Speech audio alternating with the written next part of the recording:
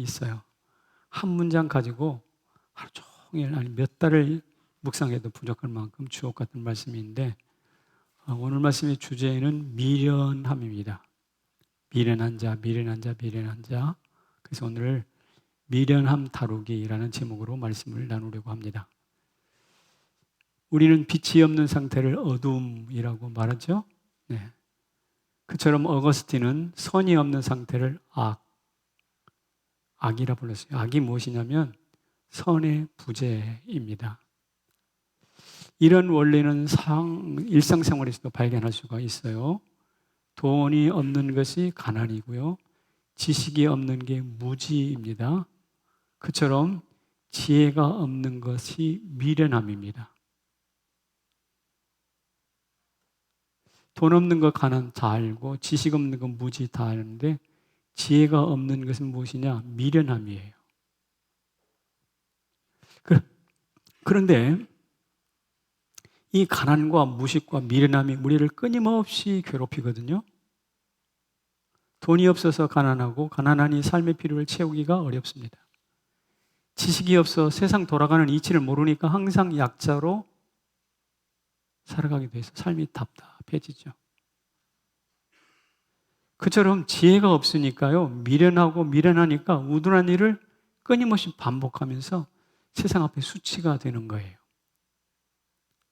미련함은 불편하고 답답하고 수치스러운 인생을 불러오게 되는 것이거든요.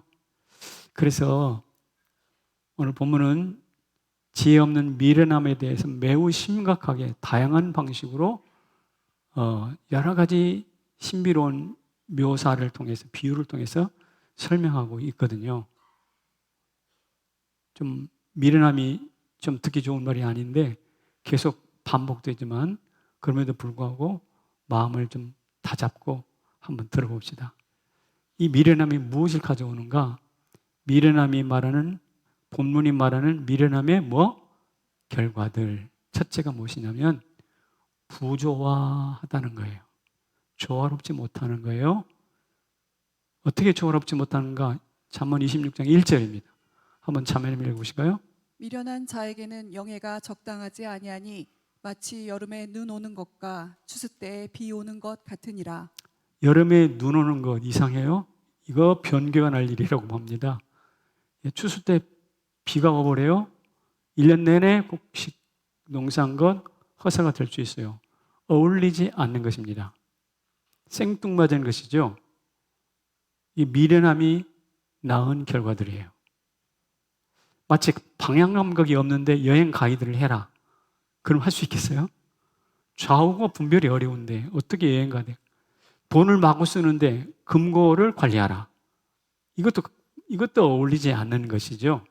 그처럼 미련함과 오늘 본문의 영예가 적당치 않다. 그러니까 미련함을 높은 자리에 올라가는 적당치 않다 이 말이에요. 그러니까 하나님은 나를 승진시키지 않고 좋은 영광스러운 자리에 올라가지 않는 것은 내가 기회가 능력이 없는 게 아니라 미련 때문이다라고 판단하는 것이 옳다고 보는 거예요. 뿐만 아니라 미련함의 결과는 이것을 불러와요. 소통장애입니다. 오늘 본문에 보면 미련함에 대해서 4절, 5절에 설명해 놓고 있는데 70인경에는 조금 풀어서 번역을 해놨어요. 한번 읽어봅시다. 같이 읽어봐요. 시작. 미련한 자의 기회는 아무 말도 하지 말라. 내 지혜로운 말을 비웃을 것이다. 미련한 자에게는 그 어리석음에 맞춰 대답하지 마라. 너도 그와 비슷해진다. 그러니까 요약하면 미련한 자와 대화하면 비웃음밖에 당하지 않아요. 그리고 미련한 자와 대화하면 함께 멍청해진다는 거예요. 그래서 백로야 까마귀 곁에 가지 마라 라는 속담도 있는 것 같습니다. 그러니까 이 서로 소통하기 어려운 말을 하면 비웃어버리고 함께 소통이 안 돼서 멍청해지는 그런 건데요. 또 한 가지 성경 구절 읽어보겠습니다. 시작. 미련한 자 편에 기별하는 것은 자기의 발을 베어버림과 해를 받은가 같으니라. 미련한 자에게 기별을 하는 거니까 미련한 자에게 어떤 소식을 전해주라고 맡기는 건데 그것은 자기 발을 잘라내는 것과 같이 어리석은 일이다. 대단히 발을 자른다는 말은 충격적인 이야기잖아요. 이게 무슨 뜻인가 한번 제가 생각해 봤어요. 옛날에 전쟁에 나가서 왔노라 싸웠노라 이겼노라 라는 유명한 말이 있잖아요. 가이사가 했던 말. 근데 왔노라 싸웠노라 죽였노라 그리고 이겼노라 요 세 마디를 전하라고 했더니 미련한 자가 가가지고 어떻게 바꿨냐면 왔노라 싸웠노라 죽었노라. 이게 무슨 말인지 이해가 되십니까? 죽였으면 이긴 거잖아요. 죽었으면 진 거예요. 그러니까 한 끗 차이인데 어떻게 돼요? 의미가 전혀 달라져 버린단 말입니다. 난리가 나겠죠. 그 소리를 들으면. 그러니까 미련한 자에게 소식을 부탁하는 것은 이와 같이 위험천만한 일이다 뜻입니다. 우리가 흔히 하는 말로 아버지가 방에 들어가신다라고 하는데 그것을 아버지 가방에 들어가신다라고 쓸 수도 있고 읽을 수도 있는데 그게 바로 미련함이 불러오는 소통장애란 말이죠. 같은 글을 읽어도 엉뚱한 결론에 도달하는 거죠. 그러니까 아를 아로 받지 않고 어로 받는 이상한 일이 있는데 여러분 주변에 저 사람 참 똑똑한 것 같은데 말이 잘 안 통해 소통이 잘 안 돼. 그러면 두 가지 중에 하나예요. 고집이 세든가 미련하든가. 이런 사람은 피해 가시기를 바랍니다. 피해 가야 돼요. 부조화와 소통장애를 말씀드렸죠. 그리고요, 오늘 본문에 또 중요한 말을 해놓는데 평생 뭐라고? 실업. 실업이라는 것은 직장 없이 백수로 산다는 거예요. 제가 평생 백수로 좀 바꿔주실래요? 오해가 있어요. 방송실 평생 뭐라고? 백수. 이게 제 말이 아닙니다. 오늘 본문에 읽어봅시다. 같이 시작. 미련한 자를 고용하는 것은 지나가는 행인을 고용한과 같으니라. 개가 그 토한 것을 도로 먹는 것 같이 미련한 자는 그 미련한 것을 거듭 행하느니라. 여러분들이 회사 사장이라고 생각해 보십시오. 지나가는 사람 아무나 붙들고 너 우리 회사에 와서 일해. 이렇게 사람을 뽑지는 않잖아요. 지나가는 행위를 고용하는 일은 대단히 어리석은 일인데 그것을 누가 하는 거예요? 미련한 자를 하는 거예요. 그리고 또 미련하는 것은 뭐냐면 개가 토한 것 다시 집어먹듯이 미련한 자는 그런 어리석은 일을 다시 재발되는 것이죠. 그러니 한마디로 말하면 믿을 수 없는 사람이고 쓸모도 없는 사람이에요. 이런 사람은 믿을 수도 없고 쓸모도 없다. 그러면 그런 사람 쓰겠어요? 안 쓰겠어요? 그런 사람 여러분이 사장이면 당장 해고시키죠. 그러니까 평생 백수가 되는 거예요. 그러니까 미련함이라는 것은 간단한 문제가 아니거든요. 구딜스토어에 가보면 육체적으로 정신적으로 약간의 장애가 있으신 분들이 있었습니다. 그분들도 잘 쓰임받고 있어요, 사실은. 그런데 이 장애는 미련함이 아니기 때문에 그래요. 부족함이죠. 미련함은 부족함이 아니라 쓸모없음이에요. 충격적인 평가입니다. 그러니 이 미련함이라는 것은 단순한 어리석음이 아니라 내 존재 가치를 완전히 무력화시키거나 나를 완전히 무력화시키거나 해체시키는 치명적인 결함이거든요. 그래서 오늘 본문에 미련함 아주 쭉 계속 12절까지 수없이 반복되고 있어요. 그래서 오늘 본문에 세 가지를 제가 이제 뽑아가지고 여러분 말씀드리는데 이것 말고도 더 있을 거거든요. 잠언 전체가 말하는 미련함의 결과는 뭔가 이걸 좀 찾아보고 싶었어요. 그래서 잠언 전체가 말하는 미련함의 결과를 찾아봤더니 또 다른 모습이 있어요. 한번 읽어봅시다. 시작. 죄, 매, 종. 이게 뭐지? 죄, 매, 종? 감을 잡았을 겁니다. 우리 자매님이 성경 구절 세 군데를 한번 읽어봐 주세요. 미련한 자는 죄를 심상히 여겨도 자, 미련한 자가 죄를 어떻게? 우습게 여긴다는 거예요. 죄를 우습게 여기 미련하면. 두 번째, 미련한 자는 교만하여 입으로 매를 자청하고 교만한 자에게 오는 것은 뭘 자청한다고요? 매밖에 없어요. 매. 자, 죄 우습게 여기고 매를 자청합니다. 다음 구절. 미련한 자는 마음이 지혜로운 자의 종이 되리라. 결국 뭐가 돼? 종 되는 거예요. 그러니까 미련한 자는 죄를 우습게 여기다가 매를 흠씬 얻어맞고 결국 남의 종이 되는 거예요. 종이 되면 인간의 소중한 가치인 자유가 박탈되는 겁니다. 여러분, 자유가 아니면 죽음을 달라고 말했던 현대 혁명가들의 슬로건인데, 사도 바울이 진리가 너희를 자유케 하리라 요한복음에서 말씀하셨는데, 그 자유를 어떻게 해요? 발로 차버리는 것이 무엇이냐? 미련함이에요. 사랑하는 성도 여러분, 우리 미련함을 IQ가 조금 모자라는 정도로 생각하지 마세요. 성경이 말하는 미련함은 그것이 아닙니다. 죄를 가볍게 여기는 거 미련한 거예요. 매를 벌어와요. 그러다 종돼요. 그러다 자유를 상실해요. 위험한 일입니다. 그런데 그것으로 끝나지도 않더라고요. 또 있어요. 또 이것입니다. 고통과 죽음이에요. 이 말씀을 같이 한번 읽어볼게요. 시작. 미련한 아들은 그의 그 아비의 근심이 되고 그 어미의 고통이 되느니라. 한마디로 말하면 부모의 근심 고통이에요. 걱정거리예요. 고통입니다. 다음 구절은 제가 읽을게요. 의인의 입술은 여러 사람을 교육하나 미련한 자는 지식이 없어 뭐한다? 죽는데. 그러니 생각해 보세요. 부모에게 고통이 되고 자기 자신에게는 죽음이 되는 미련함. 가문의 기둥이라고 기부둥이 태어났다고 아들 낳아놓고 막 기뻐하고 미역국 끓여 먹었던 것이 다 허세가 되는 거죠. 딸을 낳으면 살림미천이라고 즐거워했던 그것도 다 웃기는 일이 되는 것이죠. 그런데 그렇다면 이 미련함이라는 것이 이처럼 심각한데 부조화에다가 소통장애에다가 뭐였죠? 세 번째 생각. 그렇죠. 그 다음에는 고통과 죽음. 이게 심각한 미련함의 결과인데 이런 결과를 거둔 사람이 있는가? 성경에 이런 사람이 많이 있겠지만 제 머릿속에 턱 떠오른 사람이 있었어요. 그게 누구냐면 나발이에요. 나발. 사무엘상 25장 25절에 그의 이름이 나발이라 그는 뭐한다? 미련한 자니. 근데 나발의 후회가 최후가 어땠나요? 다윗이 그의 양떼를 지켜줬는데 다윗이 양식을 구하니까 퇴짜나잖아요. 그리고 혼자 잔치 벌입니다. 그러다가 갑자기 죽어요.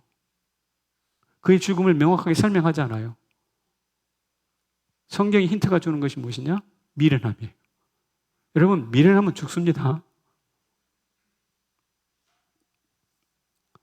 부조화의 소통장애의 평생 백수에 죄를 가볍게 여기다가 매맞고 종되다가 고통당하고 마지막엔 죽음으로 끝나는 이런 인생이 바로 미련한 인생인데 저는 진심으로 축복합니다. 성남제일교회 어떤 성도도 미련한 사람 한 사람도 없기를 축복합니다. 여러분의 자녀도 미련한 사람 한 사람도 없기를 축복합니다. 소통하십시오. 조화를 이루십시오. 죄 가볍게 여기지 마시고. 그래서 제가 이 미련함을 예방하는 방법이 뭐가 없을까? 대책이 있어야 될 거 아니야. 설교는 솔루션을 마련해야 되는데 대책이 있어야 될 거 아닙니까? 자, 제가 한 가지 말씀드릴게요. 먼저 경외로 지혜를 얻으시기를 바랍니다. 경외로 지혜를 얻는 거예요. 아버지 욥이 명쾌하게 말했습니다. 욥이 뭐라고 그랬어요? 한번 읽어보세요. 보라, 주를 경외함이 지혜요 악을 떠남이 명철이니라. 다 같이 했습니다. 시작. 보라, 주를 경외함이 지혜요 악을 떠남이 명철이니라. 지혜가 뭐라고요? 주를 경외하며. 모른다고 하지 마세요. 지혜가 뭐라고요? 주를 경외함이에요. 지혜는 IQ 문제가 아니에요. IQ가 높을수록 하나님을 거역하더라고요. EQ 문제도 아니에요. EQ가 높을수록 업다운이 심해서 조울 지수도 높았습니다. 의지의 문제도 아닙니다. 의지가 강할수록 하나님과 따로 놀더라고요. 제가 볼 때 지혜는 태도의 문제예요. 어떤 태도냐? 마치 그릇이 똑바로 놓여 있으면 물을 부으면 거기 다 차잖아요. 끝까지. 그런데 그릇이 삐뚤음하거나 뒤집어져 있으면 아무리 물을 부어도 단 한 방울도 거기 들어가지 않잖아요. 그러니까 그릇이 얼마나 좋으냐가 문제가 아니라 얼마짜리냐가 문제가 아니라 어떻게 놓여 있느냐. 태도가 중요하다는 거예요. 우리는 그게 아니야. 그릇이 얼마짜리냐, 이런데 용량이 어떠냐, 이런 생각만 하는데 그 잘못된 거지요. 사랑하는 성도 여러분, 하나님을 경외해서 하나님의 바른 자세로 그분 앞에 납작 엎드리시기를 바랍니다. 다 같이 잠언 9장 10절 시작. 여호와를 경외하는 것이 지식의 근본이거늘 미련한 자는 지혜와 훈계를 멸시하느니라. 멸시하지 말라고. 우리의 미련함이 지혜를 멸시하는 데서 시작되는 거죠. 여러분, 우리가 지혜를 어디서 얻겠느냐? 하나님께서 그 지혜로, 오묘하신 지혜로 저 떠오르는 아침 해와 붉은 저녁 노을을 만드셨잖아요. 그리고 보시기 힘이 좋았다고 그랬어요. 지혜의 결과이십니다. 그렇다면 우리도 지혜를 구하려면, 지혜를 얻으려면 그 지혜로운 오묘한 우주를 만드신 하나님을 찾아가야지. 엉뚱한 데 가서 지혜를 얻으면 그건 다 가짜라니까. 하나님에게서 지혜를 구하시기를 바랍니다. 그분 앞에 바로 앉아서, 그분 앞에 자세를 바로 앉아서 엎드리면서 지혜를 구하시기를 바랍니다. 지혜는 도서관에 있는 게 아니에요. 천재교육 한다고 지혜가 있는 게 아니고 하나님에게서만 나오는 줄로 믿습니다. 우리나라는 석유가 안 납니다. 그러면 석유가 안 나면 자동차는 굴리지 말아야 되는가? 그렇지 않잖아요. 오히려 석유를 수입해서 자동차도 굴리고 공장도 세워가지고 석유 화학 제품을 만들어서 플라스틱도 만들고 수많은 석유에서 수백 가지 제품이 나온다고 하는데 그걸 만들어서 팔아야 된다. 이게 지혜예요. 따라서 우리도 경외를 통해서 하나님의 지혜를 수입하고 그 수입한 지혜를 통해서 내 인생의 순종의 공장을 돌리시기를 바랍니다. 순종의 공장을 돌리시라고. 지혜가 내 마음속에 찾아오면 순종의 공장이 돌아가기 시작해. 그러면 그 순종의 공장으로부터 생명과 평화와 영광과 부여와 번성과 강성함이 제품으로 나와, 결과로 나와요. 이런 은혜가 있기를 바랍니다. 차를 타야 멀리 가잖아요. 비행기를 타라 날아가잖아요. 그처럼 하나님을 경외해야 지혜를 얻는다 이 말입니다. 이스라엘 백성들이 지금 그렇게 살고 있잖아요. 하나님을 경외하니 세계적인 석학들이 나오고요. 노벨상 받는 사람들이 여기저기서 튀어나오고요. 범죄율이 낮고요. 다시 축복합니다. 경외로 여러분 안에 찌들어 있는 미련함을 떨쳐내시기를 바랍니다. 만약에 그렇지 않으면 어떻게 되는가? 말과 나귀처럼 취급을 당하고 매를 맞습니다. 성경 구절 하나 읽어봅시다. 시작. 말에게는 채찍이요 나귀에게는 잘갈이요 미련한 자의 등에는 막대기니라. 말에게 채찍을 가하듯이 나귀에게 재갈을 물리듯이 미련한 등에는 막대기.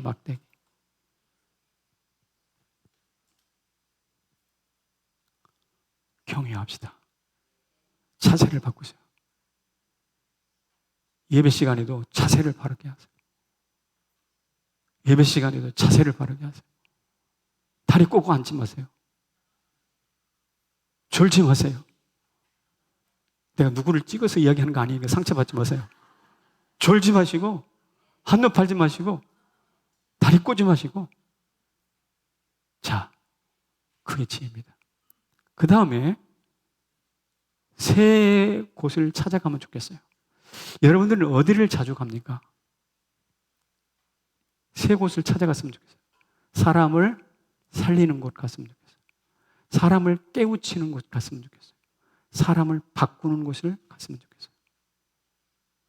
열정을 살리고 생명을 살리고 기회를 살리고 의욕을 살려주는 곳에 찾아갔으면 좋겠어요.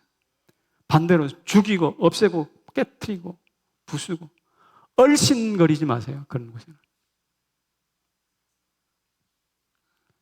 제가 암 투병을 할 때 걸으면 살고 누우면 죽는다라는 책을 우연히 보게 됐는데요. 그 책을 읽고 저도 무작정 걷기를 시작했어요. 항암하면서 계속해서 끊임없이 아침 저녁으로 그 산길을 걸었어요. 걷고 걸었어요. 지나고 보니까 그 걸었던 길이 나를 살렸고 나를 깨웠고 나를 바꿨더라고요.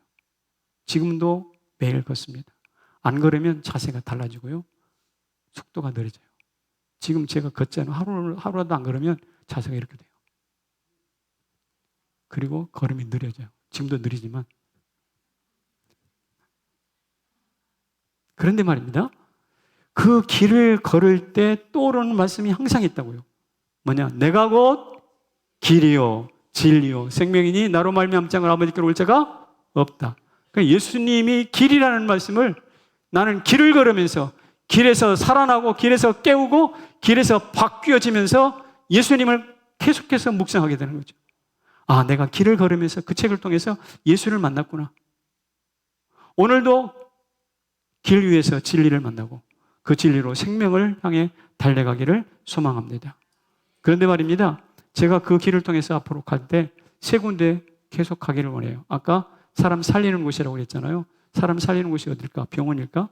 기도하는 자리예요. 예배하는 자리. 거기서 사람의 생명이 살아나요. 그 다음에 깨우치는 곳, 사람을 깨우고 깨우치는 곳, 도서관이요. 제가 은퇴하면 도서관 가서 살라고 그러는데 괜찮겠어요? 헤어룸에서 만날까? 도서관. 그리고 장례식장. 여러분 잔치하고 술 마시고 가가지고 그거보다는 성경에 잔치집보다 장례식장을 출입하라고 했던 것처럼. 그래서 기도실에서 하나님을 만나고 도서관에서 책을 만나고 장례식을 통해서 식장에서 죽음을 직면하는 거죠. 하나님과 책과 죽음을 만나는 사람이 어떻게 경거망동하겠어요? 생각이 깊어집니다. 그런 사람들은. 거기에서 미련함을 지혜로 바꿀 수 있는 삶의 원리를 터득하게 되거든요. 노상 쇼핑센터에 가서 사시는 분. 거기가 요새 시원하긴 하더라고요. 쇼핑센터가 시원하긴 하던데 어쨌든 거기보다 사람 살리는 곳, 깨우는 곳, 바꾸는 곳에 갈 수 있기를 주님의 이름으로 축원합니다. 그리고요. 많이 듣고 많이 읽는 거예요. 모세가 설교를 하면서 이렇게 외칩니다. 이스라엘에 들으라, 이스라엘에 들으라, 이스라엘아 들으라. 신명기 6장의 말씀인데 이것을 쉐마라는 것을 듣다는 뜻인데요. 유대인의 쉐마 교육의 핵심이에요. 듣는 종교. 누가 유대인들이 드리는 예배, 회당 예배를 한번 참석했는데 가서 그런 글을 써놨더라고요. 1시간 가까이 말씀을 계속 낭독하는 거예요. 우리는 1시간 가까이 설교하잖아요, 목사가. 일방적으로. 거기는 1시간 가까이 계속 성경을 낭독해요. 들려주는 거죠. 그리고 유대 종교의 예배에서 설교는 딱 15분 정도만 해요. 우리도 15분만 할까요? 다음 주부터? 그러면 좋겠죠. 어쨌든 15분. 그러니까 유대 교회 그 중심은 어디에 있냐면 읽고 듣고 읽는 거예요. 읽고 듣고 그런데 그 읽고 듣고 읽는 그 단순한 예배를 통해서 혈통이 다르고 전혀 이질적인 백성들이 모여가지고 피보다 더 진한 유대교를 만들어요. 엄청납니다. 그 사람들은 전혀 모르는 사람이라도 유대 회당에서 한 공동체가 되면 교통비 대주고, 음식 식사 대주고 그런다고 그래요. 객으로서 찾아오면. 그러니까 여러분들 어디 가가지고 좀 여행비가 떨어지면, 경비 떨어지면 어디 갈까? 교회 가면 도와줄까? 난 확신할 수 없어. 근데 유대교 회당에 가면 도와준대. 참고하시라. 무슨 말이냐면 이 사람들은 그만큼 듣고 읽고 행하는 일이에요. 우리도 그렇게 되기를 축복합니다. 그런데 놀랍게도 우리는 듣고 읽고, 읽고 듣기보다 그냥 보고 말하고, 느끼고 말하고, 그런 거예요. 그러니까 시끄러워요. 하나 되기 어려워요. 듣고 읽는 것에 대한 이야기를 했는데, 여러분 청진기가 있잖아요. 내과 의사가 목에 청진기가 있는데, 그 청진기를 손에다 대고 이제 환자를 진찰하잖아요. 환자의 맥박 소리와 몸 상태를 읽는 거예요. 그게 청진기로 건강 상태를 읽죠. 잘 읽는 사람이 명입니다. 아, 이 사람 뭐 어디가 나쁘다. 그런데 그 청진기를 가지고 한 가지 더 한 것이 한 사람이 있어요. 청진기를 겨울에 같은데 이렇게 몸에 탁 대면 차갑잖아요. 그러니까 그 차가운 것을 자기 몸에다 딱 대놨다가 환자가 오면 그때 이렇게 차가움이 없잖아요. 자기가 먼저 데우는 거죠. 환자들이 그것을 알게 됐어요. 아, 이분 대단한 사람이네. 이분 참 환자를 사랑하는 사람이네. 그래가지고 그 병원에 자꾸 한 사람 오고 두 사람 오고 계속 출입하게 됐어요. 그리고 그분이 마지막에 대단히 큰 병원을 세웁니다. 그게 누구냐면 가천대 길병원의 이길려 여사예요. 저분 평범한 의사였을 거예요. 그런데 잘 듣기 위해서 많은 의사들이 전부 다 청진기 가지고 있지만 잘 듣기 위해서 따뜻하게 하기 위해서 자기 몸에다 대가지고 그것을 덮인 다음에 됐단 말이지. 지혜라는 것은 바로 그런 거예요. 모든 의사들이 청진기 다 쓰지만 지혜라는 것은 바로 들어서 잘 듣기 위해서 몸을 자기 몸에다 따뜻하게 데우는 그게 바로 지혜였거든. 그 간단한 지혜가 누굴 만들었는가? 가천대를 만들었어요. 잘 들으려고 하니까, 그리고 상대방에게 배려를 베풀려고 하니까 그 지혜가 나타나서 그 지혜가 지금 오늘 저 엄청난 학교를 만든 거죠. 사랑하는 성도 여러분, 여러분과 저도 그렇게 되기를 주의 이름으로 축원합니다. 청진기를 데워주는 지혜. 조혜련 집사가 있는데요. 얼마 전에 우리 교회 와서 간증하고 갔잖아요. 집회하고. 이분이 이혼의 아픔을 경험했고 외국 생활을 중국과 일본이 곳곳에서 생활했나 봐요. 남묘 호량교회라는 이상한 유상을 섬겼던 사람이 굴곡진 삶을 살았어요. 그런데 그가 예수 믿은 지가 약 10여 년 정도 된 것 같아요. 근데 예수 믿고 난 다음에 그가 집중한 게 있었어요. 그게 바로 뭐냐면 성경을 읽고 듣고 쓰는 거예요. 읽고 듣고 쓰는 것인데 그러다 보니까 자기 안에 생명이 살아났어요. 죄가 미련함이 깨우쳐졌어요. 내가 왜 그렇게 살았지? 내가 왜 이혼하고 해외를 전전긍긍 떠돌아다녔지? 깨달아 알아졌어요. 그래가지고 예수 혁명이 나타나서 지금 성경을 읽고 듣고 쓰는 공동체를 16개를 운영한대. 그래서 16개를 다 놓고 자기가 직접 그 안에서 함께 동참하면서 지혜를 나누고 살아가는 거죠. 지금 이분도 뭐 하고 있냐면 자기가 청진기에 몸에 대표해서 이웃 사람들에게 지금 그렇게 하고 있어요. 그랬더니 하나님께서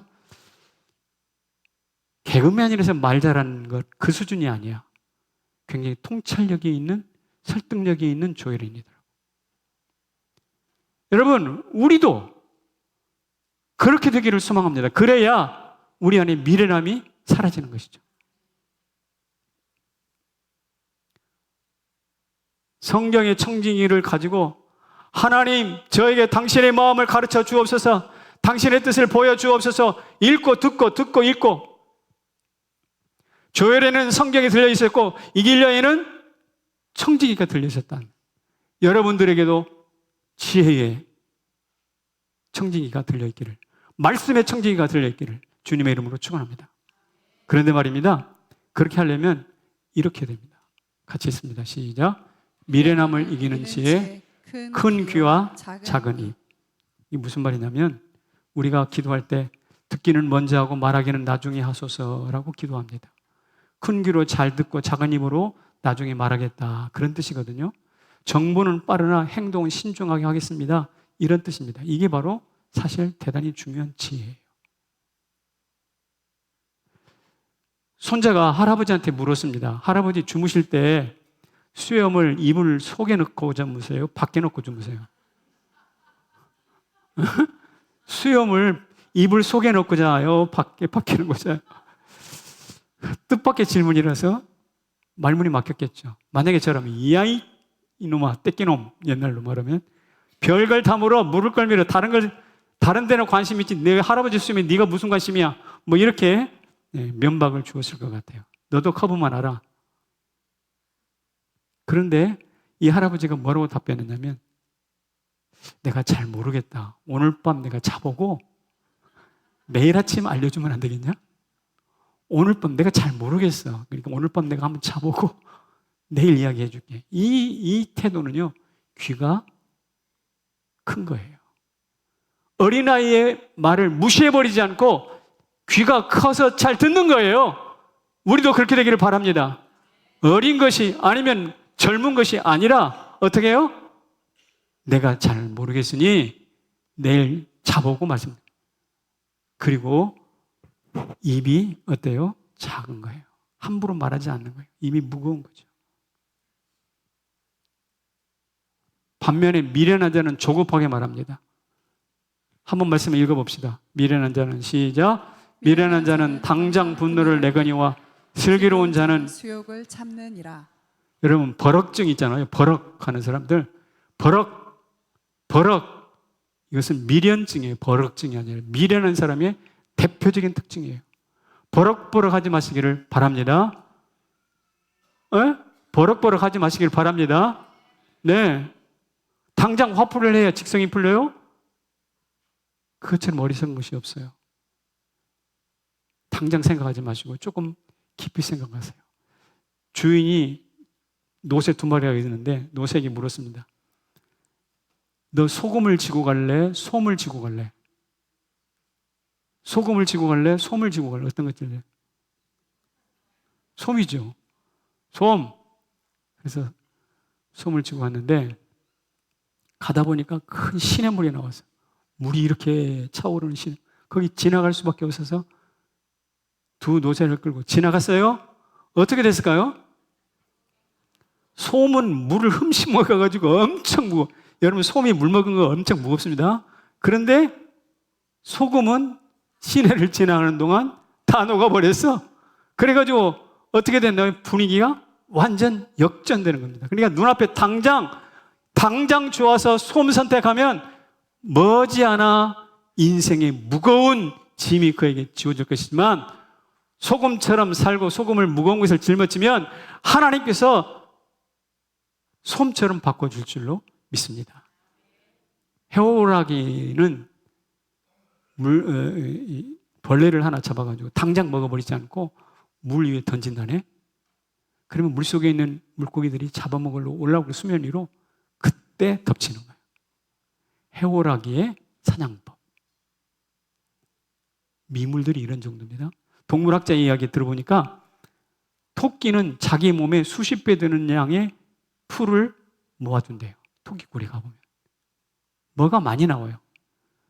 뿐만 아니라 두더지는요, 많게는 800마리 정도의 지렁이를 길러서 양식으로 삼는데요. 나는 두더지가 지렁이를 기르는 사람 처음 들었어요. 근데 이 동물학자들의 이야기예요. 여러분, 미물도 이렇게 지혜롭습니다. 당장 살지 않습니다. 그런데 인간은 어떻게 되나요? 그렇지 않아요. 서로 싸우고 빼앗고 그러다가 굶어 죽어요. 왜 그렇습니까? 귀가 작고 말을 많이 하니까 그렇지. 아까 그 할아버지처럼 귀가 크고 말을 적게 하면 지혜의 문이 열릴 줄로 믿습니다. 그런데 우리는 정반대로 살지 않아요?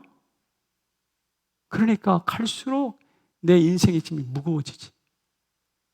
재수 없는 게 아니라고. 엉뚱한 사람 만난 게 아니라고.